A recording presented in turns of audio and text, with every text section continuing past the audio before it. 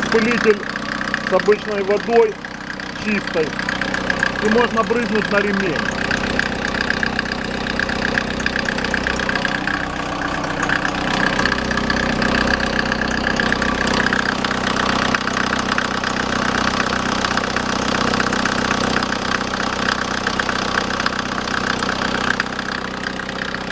По мере смачивания звук у нас пропадает.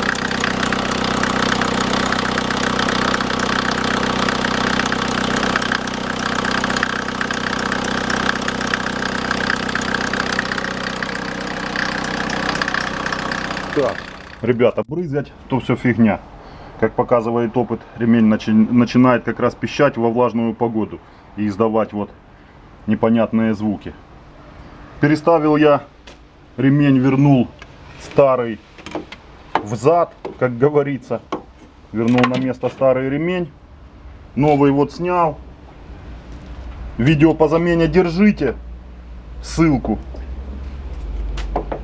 Вроде бы и не самый дешевый ремень же покупал. Но что-то тот ремень, я думал, при установке этот какой-то более такой жесткий, как пластмассовый. Тот ремень вот старый, который 2009 года ремень, он более эластичный, более такой как резиновый. Поставил его и в общем-то сейчас заведу, послушаем.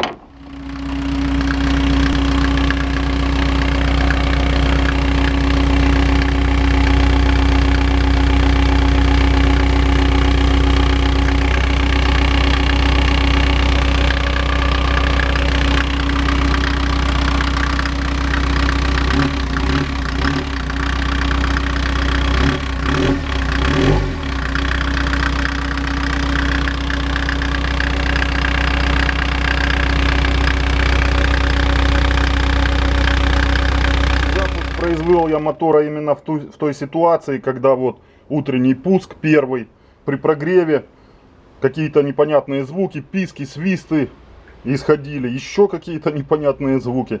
Я уже грешил на ролики, там на шкивы на различные. А вот просто получилось, поставил старый ремень. Ну, как вы слышите, никаких посторонних звуков нету. Что меня уже добило, в общем-то, можно было бы терпеть. Может быть, этот бы ремень притерся. Новый, как говорится. Не так я на нем много и проехал.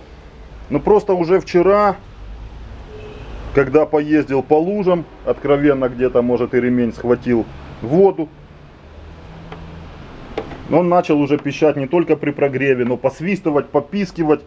Вот даже на прогретом моторе, там, среди рабочего дня, короче. Вот такая ситуация. Поэтому утром просто решил перекинуть ремень и проверить методом тыка, что оно и откуда исходили звуки. Ну вот, как видите, ремень новый. Опять же, новый не есть хороший, как говорится. Но будет в запас. Главное, что есть два ремня. Положу я этот в запас. Этот ремень хоть и старый, но я думаю, еще походит. В случае чего подкину. Главное, что есть запасной вариант. Еще как вариант, если же у вас ремня запасного нету, новый купить вы еще не готовы, к примеру, по ряду из причин, можно использовать, опять же, как временная мера, силиконовую смазку. Вот здесь написано: предназначена для устранения трения и износа резиновых уплотнителей, поэтому она, ну, никак не повлияет на резиновый ремень, с плохой стороны имеется в виду. Вот, образует на поверхности полимерный слой с водоотталкивающим и антистатичным свойством. То есть, как временно можно, вот как раз при работе двигателя, одеть вот такую трубочку, даже для направления от ВД-40 на распылитель, и побрызгать на ремень. Добраться туда, при вращении ремня просто распылять силиконовую смазку. Желательно, конечно, не на внешнюю поверхность, на внутреннюю. Ну, то уже как у вас получится. Добраться здесь, как видите, в собранном состоянии тяжеловато до ремня. Но опять же, повторюсь, как временное средство, все это можно применить. На какое-то время писк, свист ремня пропадет и ремень будет работать эластично. А учтите, опять же, основного-то не сказал, по каким причинам вот этот писк и посторонние звуки издает ремень. Причин много.